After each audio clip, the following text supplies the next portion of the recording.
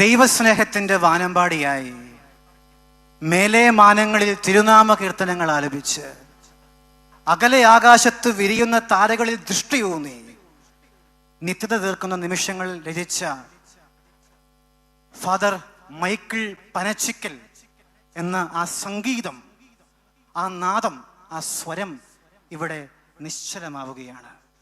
എങ്കിലും പ്രിയമുള്ളവരെ, ഈ ഐതിഹാസിക ജീവിതം അവശേഷിപ്പിച്ചിട്ട് പോകുന്ന ഓർമ്മകളാകുന്ന തിരുശേഷിപ്പുകൾക്ക് മുമ്പിൽ നമ്മുടെ ശിരസ്കരാവുകയാണ് ഞങ്ങൾ, ഈ വിൻസെൻഷ്യൻ സഭാ സമൂഹവും പനച്ചിക്കൽ കുടുംബവും ഈ കേരള കത്തോലിക്ക സഭയും.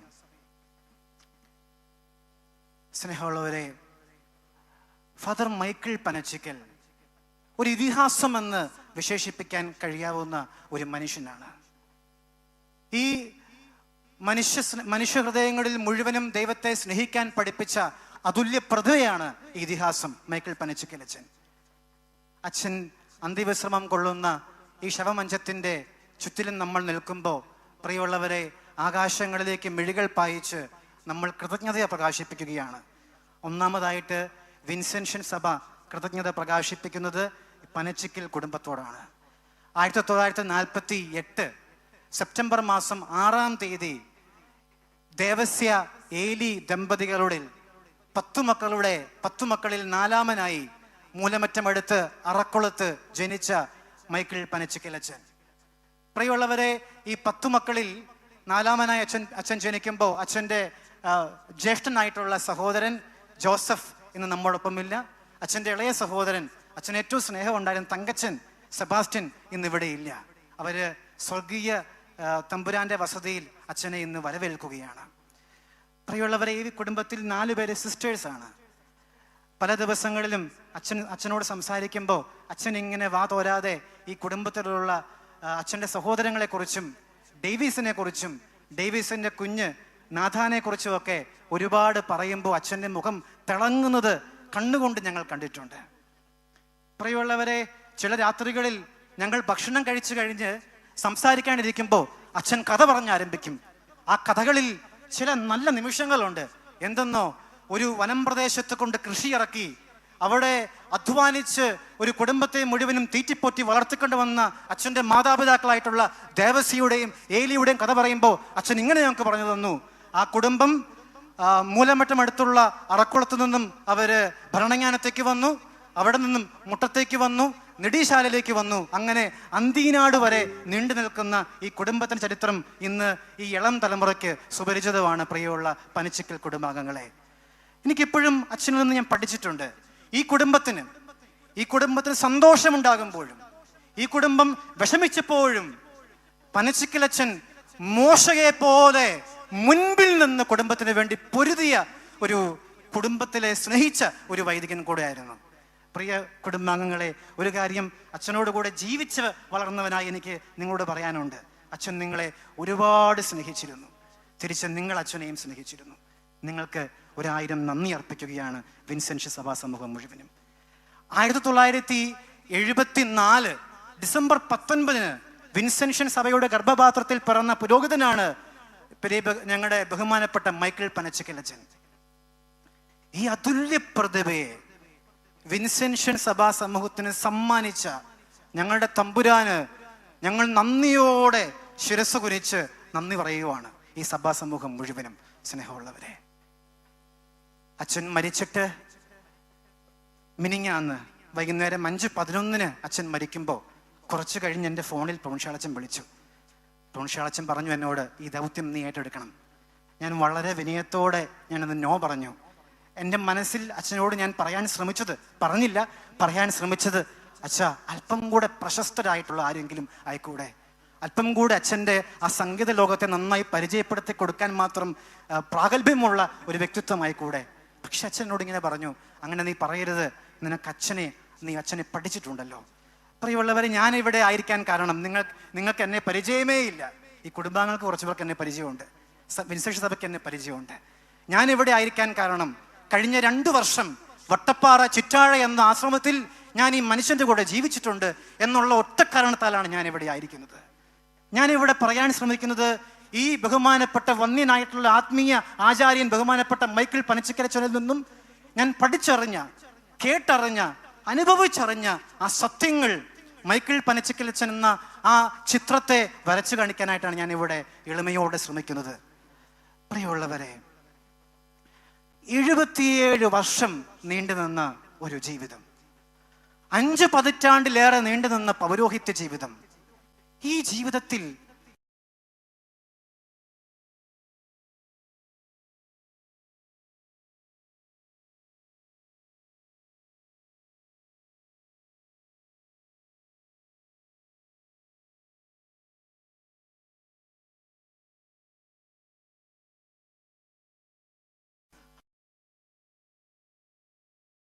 ഇപ്പോൾ 2011 അച്ഛൻ സമ്മാനിക്കാൻ കാരണം ഒറ്റ കാരണമേ ഉള്ളൂ, ഒറ്റ പർപ്പസ്.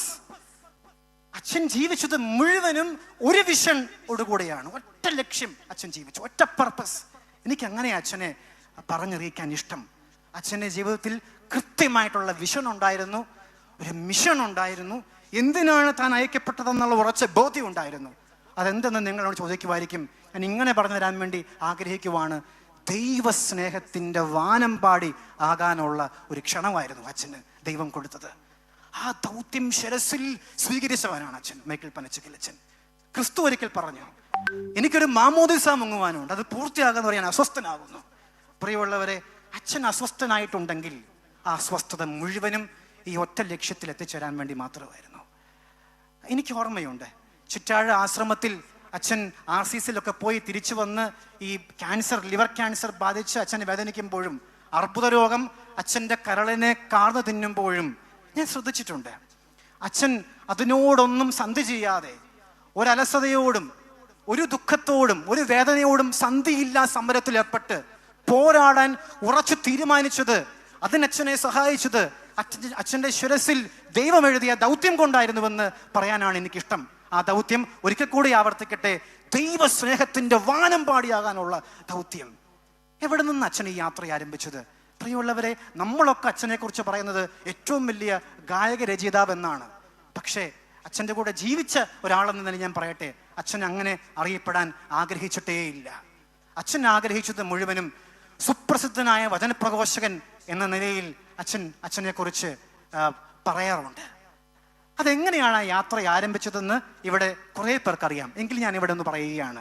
1988-89 കാലഘട്ടങ്ങളിൽ അച്ഛൻ ഒരാഴ്ച ധ്യാനം കൂടാൻ വേണ്ടിയിട്ട് പോയി. അതിനെക്കുറിച്ച് മാത്യു നായ്ക്കമ്പലം അച്ഛൻ പറയും, കൂടെ നിന്ന ആളെ ഒരാഴ്ച കണ്ടില്ല. അവരന്വേഷിച്ചു, എവിടെ പോയെന്ന് അറിയാവോ? കുളത്തുപുഴയിലുള്ള CJ വർക്കി അച്ഛൻ ധ്യാനം കൂടാൻ വേണ്ടി അച്ഛൻ പോയി. അതിനെക്കുറിച്ച് അച്ഛൻ എന്നോട് പറഞ്ഞിട്ടുണ്ട്. അപ്പം അച്ഛൻ പറയും, അച്ഛാ, ആ ധ്യാനം കൂടിയ ദിവസം, ഒരു ദിവസം എനിക്ക് പരിശുദ്ധാത്മാവിൻ്റെ ഒരു സ്പർശനം ലഭിച്ചതുപോലെയായിരുന്നു. അച്ഛൻ അറിയുമോ, ആ രാത്രിയിലും പിറ്റേന്ന് ദിവസം മുഴുവനും ഞാൻ ഉറങ്ങിയിട്ടേയില്ല, ഞാൻ കരഞ്ഞുകൊണ്ടേ ഇരിക്കുമായിരുന്നു. പ്രിയമുള്ളവരെ, ദൈവസ്നേഹത്തിൻ്റെ അഭിഷേകം കിട്ടിയ രാത്രിയായിരുന്നു ആ 89 ആ രാത്രി. അതിനുശേഷം അച്ഛൻ ആരംഭിച്ച യാത്രയാണ് ലോഗോസ് ധ്യാന യാത്ര. അച്ഛൻ എന്തോന്നറിയാവോ ലോകത്തോട് പറഞ്ഞു പഠിപ്പിച്ചത്? അച്ഛൻ്റെ അടുത്ത് അച്ഛൻ ഞങ്ങളുടെ പാർലറിൽ ഒരു 5 പേര് വന്നു കൂടുമ്പോൾ അച്ഛൻ പറയും, ഒറ്റ സന്തോഷമേ ഉള്ളൂ, അച്ഛൻ്റെ എല്ലാ പ്രസംഗങ്ങളും വിരൽ ചൂണ്ടുന്നത് ഒറ്റ പോയിന്റിലേക്കാണ്, അച്ഛൻ്റെ എല്ലാ ഗാനങ്ങളും വിരൽ ചൂണ്ടുന്നത് ഒറ്റ പോയിന്റിലേക്കാണ്. ലളിതമാണ് ആ പോയിന്റ്, ഇത്രയേ ഉള്ളൂ. ദൈവം ശിക്ഷിക്കുന്നില്ല, ദൈവം സ്നേഹിക്കുന്നവനാണ്. കുരിശിൽ ഈശോ കാണിച്ചു തന്നത് പാപങ്ങൾക്ക് വേണ്ടി പരിഹാരം ആവശ്യപ്പെടുന്ന ഈശോനെ അല്ല, മറിച്ച് ലോകത്തെ മുഴുവനും സ്നേഹിക്കുന്ന തമ്പുരാനെയാണെന്നുള്ള മനോഹരമായ ദൈവത്തിന്റെ ചിത്രം വരച്ചു കാണിച്ച, ക്യാൻവാസിൽ വരച്ചു കാണിച്ച ഒരു വലിയ ശ്രേഷ്ഠനാണ് നമുക്ക് മുമ്പിൽ നിന്ന് അന്ത്യവിശ്രമം കൊള്ളുന്നത്. പ്രിയമുള്ളവരെ, ഞാൻ ശ്രദ്ധിച്ചിട്ടുണ്ട്, എത്രയോ പേരാണെന്നറിയാവോ അച്ഛൻ്റെ അടുത്ത് കുമ്പസാരിക്കാൻ വേണ്ടി വന്ന് നിൽക്കാറുള്ളത്. എനിക്ക് ഉറപ്പുണ്ട്, ഒരു തവണയെങ്കിലും അച്ഛൻ്റെ അടുത്ത് കുമ്പസാരിച്ചു വന്ന ഒറ്റ കാരണത്താൽ ഇവിടെ വന്ന കുറേ പേരുണ്ടാവും. എന്താണ് അച്ഛൻ പകരുന്ന ആ ഒരു വൈബ്, ആ ഒരു മാജിക് എന്താണ്? ഇത്രയുള്ള മാജിക് അച്ഛൻ വളരെ ഭംഗിയായിട്ട് മനുഷ്യ മനസ്സിലുള്ള ദൈവസങ്കല്പങ്ങളെ തകിടം മറിച്ചു, പൊളിച്ചെഴുതി ആത്മീയ വിപ്ലവം കുറിച്ചു. അതാണ് അച്ഛൻ്റെ മാജിക്. അച്ഛൻ ഒരുപാട് ആത്മീയ രോഗങ്ങളെ സുഖപ്പെടുത്തിയത് ദൈവസ്നേഹത്തിൻ്റെ മരുന്ന് പൂശിയിട്ടാണെന്നാണ് ഞാൻ പലപ്പോഴും ശ്രദ്ധിച്ചിട്ടുള്ളത്. പ്രിയമുള്ളവരെ, ഈ മനുഷ്യൻ ഇന്ന് കടന്നു പോകുമ്പോൾ ഒരു ബാറ്റൺ നമുക്ക് തരുന്നുണ്ട്. ആ ബാറ്റൺ സ്വീകരിക്കാതെ നമുക്കിന്ന് പോകാൻ നിർവാഹമില്ല. എന്താണ് ആ ബാറ്റൺ? അസീസിയിലെ വിശുദ്ധ ഫ്രാൻസിസ് ഇങ്ങനെ പറഞ്ഞിട്ടുണ്ട്, പ്രീച്ച് ഓൾവേസ് എപ്പോഴും വചനം പ്രഘോഷിക്കുക. ഈവൻ ഇൻ സൈലൻസ്, ശാന്തതയിലും വചനം പ്രഘോഷിക്കുക. പനച്ചിക്കലച്ചൻ ഈ വചനമാണ് പ്രഘോഷിച്ചു കൊണ്ടേയിരുന്നത്. എനിക്കറിയാം, മരണത്തിൻ്റെ അവസാന ശ്വാസം അച്ഛൻ ഏന്തി വലിക്കുമ്പോഴും അപ്പോഴും അച്ഛൻ മനസ്സിൽ പറഞ്ഞിട്ടുണ്ടാവുക ദൈവം സ്നേഹമാണെന്നുള്ളത് മാത്രമാണ്. ഈ ബാറ്റൺ നമുക്ക് കൈമാറുക. പ്രിയമുള്ള, നമുക്കും ഈ പ്രഘോഷണത്തിൽ ഏർപ്പെടാം. പനച്ചിക്കലച്ചോട് നമുക്ക് ചെയ്യാൻ പറ്റുന്ന ഏറ്റവും വലിയ സുഹൃതം എന്ന് പറയുന്നത് നമുക്കും ആ ബാറ്റൺ സ്വീകരിക്കാം എന്നുള്ളതാണ്. രണ്ടാമതായിട്ട് നമുക്കറിയാം, ഈ കഴിഞ്ഞ 2 ദിവസങ്ങൾ അച്ഛനെക്കുറിച്ച് മുൻനിര വാർത്താ മാധ്യമങ്ങളെല്ലാം, Asianet, Manorama channel, social media platforms, Facebook, WhatsApp, Instagram, എല്ലാവരും അച്ഛൻ്റെ ഗാനങ്ങൾ എഴുതി അത് പാടി ഷെയർ ചെയ്തുകൊണ്ടിരിക്കുവാണ്. നമ്മളതൊക്കെ കണ്ടുകൊണ്ടിരിക്കുമായിരുന്നു. ഒരുപാട് ഞാനും കേട്ടു. പ്രിയമുള്ളവരെ, എന്തുകൊണ്ടാണ് ഇത്രയും അച്ഛന് റീച്ച് കിട്ടാൻ കാരണം? ഒറ്റ കാരണമേ ഉള്ളൂ. അച്ഛൻ്റെ സ്ഥാനം ജനങ്ങളുടെ ഹൃദയത്തിലായിരുന്നു. അതിന് ഏറ്റവും കാരണമായിട്ട് മാറിയത് തീർച്ചയായിട്ടും അച്ഛൻ്റെ ഗാനങ്ങളായിരുന്നു. അച്ഛൻ്റെ ഗാനങ്ങൾ മനുഷ്യൻ്റെ ചങ്കിൽ എപ്പോഴും കിടപ്പുണ്ട്. അതിൻ്റെ ആ പദസമ്പത്ത്, അതിലെ ആ മനോഹാരിത, അതിലെ ഭാവന, ഇതൊക്കെയും കൊണ്ട് അച്ഛൻ്റെ ഗാനങ്ങൾ ഇപ്പോഴും മനുഷ്യൻ്റെ ഹൃദയങ്ങളിലുണ്ട്. ഈ ബലി ആരംഭിക്കുന്നതിന് മുൻപ് ഉല്ലാസച്ചൻ വളരെ വേഗത്തിൽ നമ്മളോട് അച്ഛൻ്റെ ചില ഗാനങ്ങൾ പരിചയപ്പെടുത്തിയിട്ടുണ്ടായിരുന്നു. ആരാധിച്ചിടാം, ഞാനത് വീണ്ടും ആവർത്തിക്കുന്നില്ല. കുമ്പിട്ട് ആരാധിച്ചിടാം, തിരുനാമ കീർത്തനം, നിത്യത തീർക്കുന്ന നിമിഷങ്ങളിൽ എന്നിങ്ങനെ ഒരുപാട് ഗാനങ്ങൾ. പ്രിയമുള്ളവരെ, 700 ഗാനങ്ങൾ അച്ഛൻ എഴുതിയിട്ടുണ്ടെന്ന് അച്ഛൻ പറയുന്നു. അതിൽ കൂടുതലുണ്ട്, പക്ഷെ അച്ഛൻ്റെ കയ്യിൽ സ്റ്റോക്ക് ഉള്ളത് 700 ഗാനങ്ങൾ മാത്രമാണ്. അതിൽ 500 ഗാനങ്ങളോളം ഇപ്പോഴും നമ്മൾ ഏറ്റുപാടിക്കൊണ്ടിരിക്കുന്ന ഗാനങ്ങളാണ്. ഏകദേശം 6ഓളം ആൽബങ്ങളാണ് അച്ഛനും സഹപ്രവർത്തകരും ചേർന്ന് ഈ ലോകത്തിന് സമ്മാനിച്ചത്. കഴിഞ്ഞ 5 പതിറ്റാണ്ട് കൊണ്ട് അച്ഛന് ഇത്രയും എങ്ങനെ ചെയ്യാൻ സാധിച്ചു? പ്രിയമുള്ളവർ, എനിക്ക് നിങ്ങളോടൊരു രഹസ്യം പറയാനുണ്ട്. അച്ഛൻ എവിടെ നിന്നാണ് ഈ സംഗീതം കിട്ടിയതെന്ന് ഞാൻ മനസ്സിലാക്കിയിട്ടുണ്ട്. അച്ഛനും ഞാൻ ഇത് തിരിച്ചറിഞ്ഞിട്ടുണ്ട്. ഇത് പറയുന്നതിന് മുൻപ്, ഈ സസ്പെൻസ് പൊളിക്കുന്നതിന് മുൻപ് ഞാൻ നിങ്ങളെ ക്ഷണിക്കുന്നത് വിശുദ്ധ യൗസേപ്പ് പിതാവിനെ കുറിച്ച് പറയാൻ വേണ്ടിയിട്ടാണ്. എനിക്ക് യൗസേപ്പ് പിതാവിനെ ഒത്തിരി ഇഷ്ടമാണ്. കാരണം യൗസേപ്പ് പിതാവിൻ്റെ ഉറക്കത്തിലെ സ്വപ്നങ്ങളിലാണ് ദൈവം യൗസേപ്പിന് വെളിപാടുകൾ സമ്മാനിച്ചത്. ആ തിരുക്കുടുംബം സേഫായി, സെക്യൂറായി യാത്ര ചെയ്യാൻ സാധിക്കാൻ കാരണം യൗസേപ്പ് എന്ന മനുഷ്യൻ ഉറങ്ങിയപ്പോൾ കിട്ടിയ വെളിപാടുകളാണ്. പനച്ചിക്കലച്ചൻ അച്ഛൻ്റെ ഉറക്കത്തെ അച്ഛൻ ഭംഗപ്പെടുത്തിയത് കൊണ്ട് മാത്രമാണ് നമുക്കിന്ന് ഒരുപടി സമ്മാനങ്ങൾ, ഒരുപടി ഗാനങ്ങൾ നമുക്ക് പാടാനുള്ളത്. അച്ഛൻ ഉറങ്ങാൻ തീരുമാനിച്ചിരുന്നുവെങ്കിൽ ഈ ഗാനങ്ങൾ നമുക്ക് ലഭിക്കുമായിരുന്നില്ല. എനിക്ക് ഓർമ്മയുണ്ട്, അച്ഛൻ ഈ രോഗം ഡയഗ്നൈസ് ചെയ്യുന്നത് അച്ഛൻ്റെ ജന്മദിനമായിട്ടുള്ള സെപ്റ്റംബർ 6-ാം തീയതി ആയിരുന്നു. അച്ഛൻ ഇവിടെ ഡയഗ്നൈസ് ചെയ്തു, തിരിച്ച് ഞങ്ങളുടെ ആശ്രമത്തിൽ വന്നു, RCCയിൽ പോകുന്നു, സ്കാൻ ചെയ്യുന്നു, ബ്ലഡ് ടെസ്റ്റ് ചെയ്യുന്നു, എല്ലാം കഴിഞ്ഞ് തിരിച്ചു വരുമ്പം ഈ മനുഷ്യൻ വളരെ ക്ഷീണിതനാണ്. രാത്രി ഉറങ്ങാൻ പറ്റുന്നില്ല. അപ്പോൾ ഞങ്ങൾ രാവിലെ എഴുന്നേറ്റ് ചോദിക്കും, അച്ഛ ഉറങ്ങാൻ പറ്റുമോ? അപ്പം അച്ഛൻ പറയും, മോനെ എനിക്ക് ഉറങ്ങാൻ പറ്റിയില്ല, കാരണം രാത്രി മുഴുവനും ദേഹം മുഴുവനും ചൊറിയുമായിരുന്നു. അച്ഛൻ എന്ത് ചെയ്യുന്നറിയാവോ? ലോകത്തിൻ്റെ പല ഭാഗത്തു നിന്നും പലരും പറയുന്ന ഓയിൻമെന്റ്സ് എല്ലാം അച്ഛൻ വാങ്ങിച്ചിട്ട് അച്ഛൻ അത് തൂക്കും. എന്നിട്ട് 3 പ്രാവശ്യമെങ്കിലും രാത്രി അച്ഛൻ എഴുന്നേറ്റ് കുളിച്ചുകൊണ്ടിരിക്കും. ഇങ്ങനെ കുറേ നാളായിട്ട് അച്ഛൻ ഉറങ്ങാൻ പറ്റിയിട്ടില്ല. ചില ദിവസങ്ങളിൽ നമ്മൾ ചോദിക്കണം, അച്ഛൻ ഉറങ്ങാൻ പറ്റിയോ?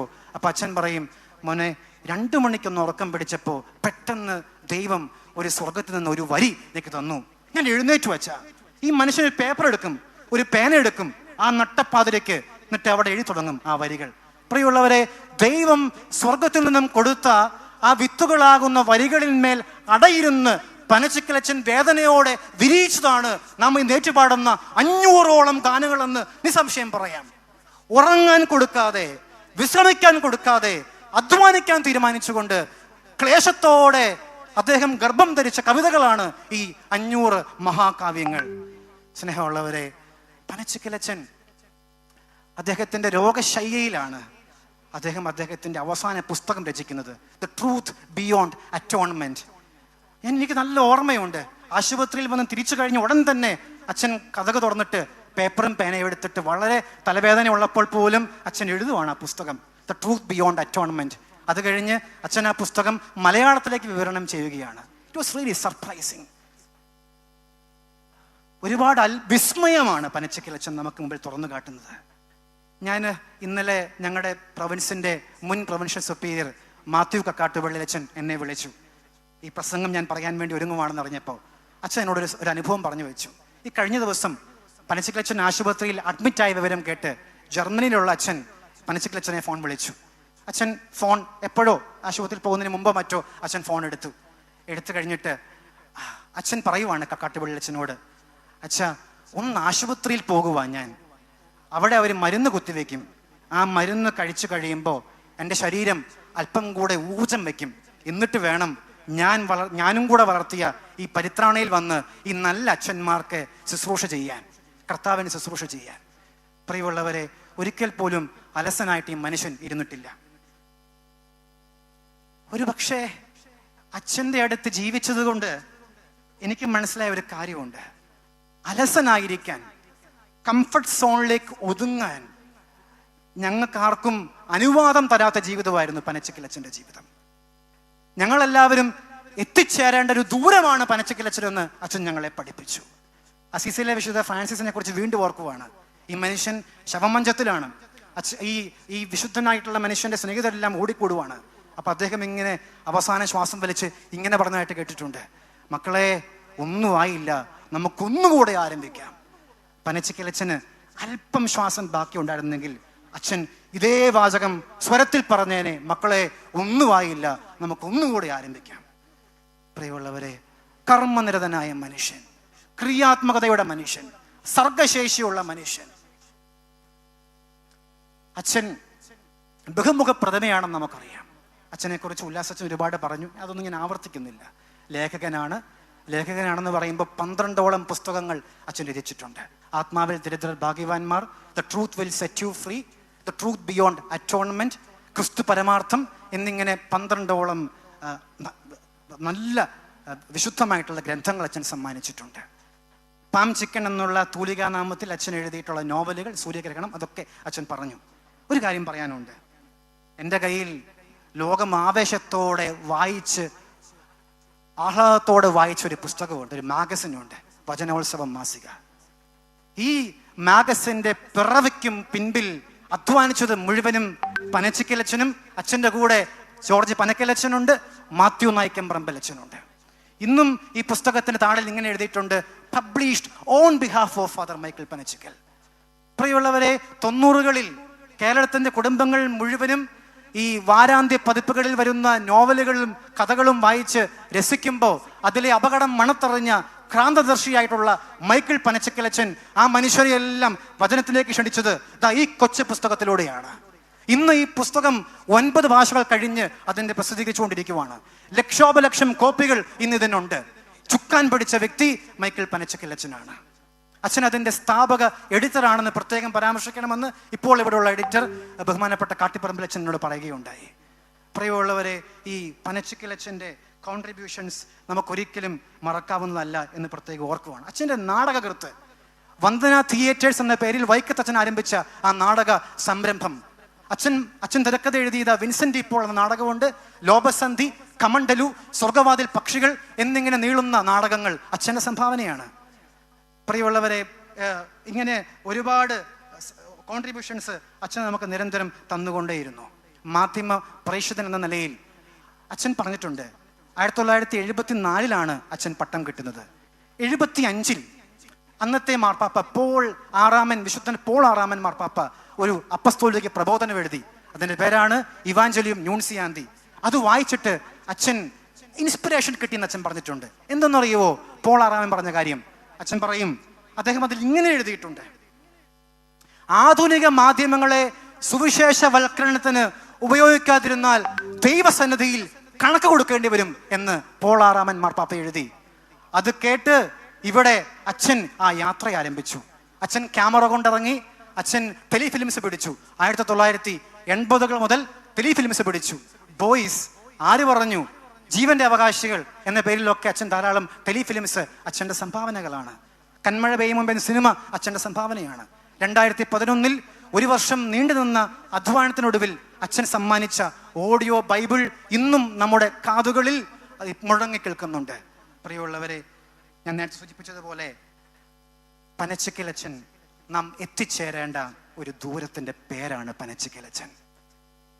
കംഫർട്ട് സോണിൽ നിന്നും പുറത്തു വരാനായിട്ട് ഈ അച്ഛൻ എന്നെ ഒരുപാട് പഠിപ്പിച്ചിട്ടുണ്ട്. അച്ഛനോട് ഞാൻ നന്ദി പറയുവാണ്, കടപ്പാടുണ്ട് എനിക്ക് അച്ഛനോട്. പ്രിയമുള്ളവരെ, ഒരു നല്ല അനുഭവം കൂടി ഞാൻ പങ്കുവെക്കുവാണ്.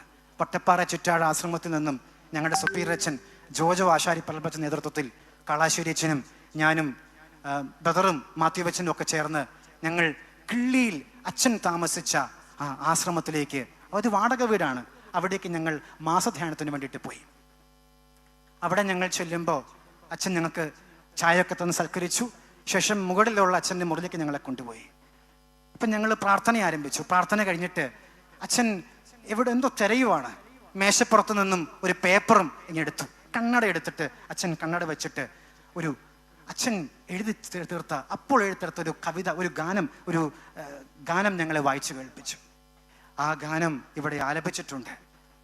ഇവിടെ ഉണ്ടായിരുന്ന ശ്രീമതി മൃദുല മൈക്കിളാണ് ആ ഗാനം ആലപിച്ചത്.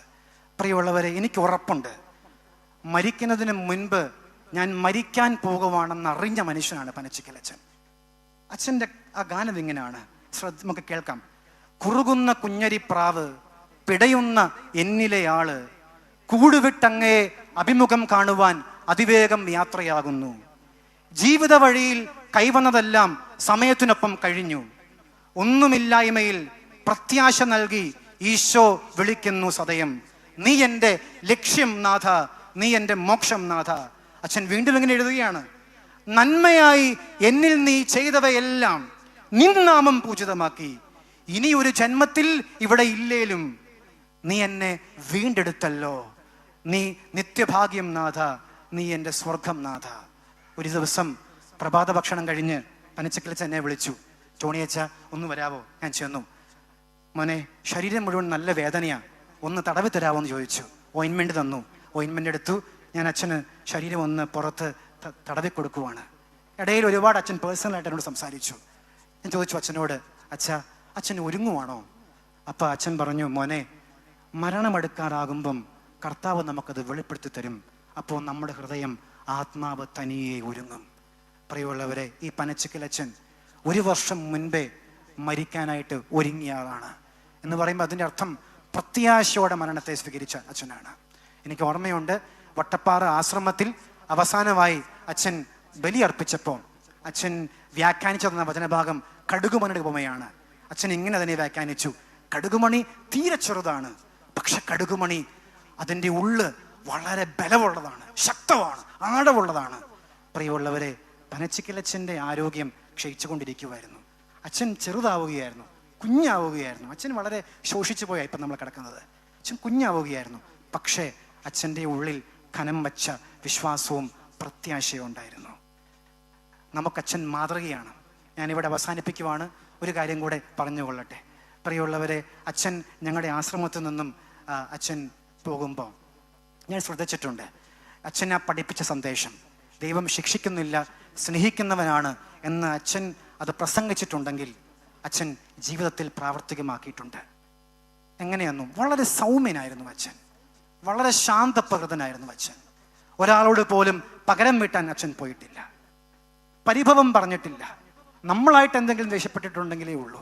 അച്ഛൻ ഒരിക്കലും, അച്ഛൻ്റെ വാക്കുകൾ വളരെ കൃത്യമായ വാക്കുകൾ, തെരഞ്ഞെടുത്ത പദങ്ങൾ, ഒരു മനുഷ്യനെ പോലും ഹേർട്ട് ചെയ്യാത്ത, വാക്കുകൊണ്ടോ നോട്ടം കൊണ്ടോ മുറിപ്പെടുത്താത്ത സംഭാഷണ ശൈലിക്കുടമയായിരുന്നു അച്ഛൻ. നടന്നു പോകുമ്പോൾ നമ്മൾ വിചാരിക്കും ഭൂമിയിലെ മണൽത്തരി പോലും വേദനിക്കരുത് എന്ന ചിന്തയോടെയാണ് അച്ഛൻ ഓരോ ചുവടുവയ്പും നടത്താറുള്ളത്. അച്ഛനൊരു മാതൃകയായിരുന്നു ഞങ്ങൾക്കെല്ലാവർക്കും. അധികാരികളുടെ എല്ലാ ഡിറക്ഷൻസും ശ്രദ്ധയോടെ സ്വീകരിച്ച അച്ഛനായിരുന്നു. അച്ഛൻ മരിച്ചതിന് ശേഷം വളരെ എൻ്റെ സ്നേഹിതൻ ബഹുമാനപ്പെട്ട ടോം മുളഞ്ഞനാനി അച്ഛൻ ഒരു സങ്കല്പത്തിൽ നിന്ന് അച്ഛൻ സ്വർഗത്തിൽ പോയി എഴുതാൻ സാധ്യതയുള്ള ഒരു ഗാനം അച്ഛൻ എഴുതി ഞങ്ങൾക്ക് സമ്മാനിച്ചു. ആ വരികൾ കൂടെ ഇവിടെ ചേർത്ത് വെച്ചിട്ട് ഞാനിവിടെ അവസാനിപ്പിക്കുവാണ്. കാലങ്ങൾ എത്രയോ കാത്തിരുന്നീ ആനന്ദ തീരത്തണഞ്ഞിടാനായി, മാനവ ഭാവനകൾക്ക് അതീതമത്രേ പരിരംഭണം ചെയ്തൊരു സ്വർഗദേഹം. ഭൂമിയാം ചെറുമുരാ സദനം വെടിയുവാൻ ആശങ്ക വേണ്ട, വിൺവാതിൽ കടന്നകമേ ഞാൻ വൈകിയതെന്തേ എന്നേ തോന്നൂ. സ്നേഹമുള്ളവരെ, ഈ അച്ഛൻ്റെ നിര്യാണത്തിൽ നമുക്ക് ഒരുപാട് വിഷമമുണ്ട്. ഞങ്ങൾ ഈ കുടുംബത്തിൻ്റെ വേദനയോടുകൂടെ പങ്കുചേരുകയാണ്. ഒപ്പം നമുക്കെല്ലാവർക്കും അച്ഛൻ്റെ ആത്മശാന്തിക്ക് വേണ്ടി പ്രാർത്ഥിക്കുകയും ചെയ്യാം. ദൈവം നമ്മളെ അനുഗ്രഹിക്കട്ടെ.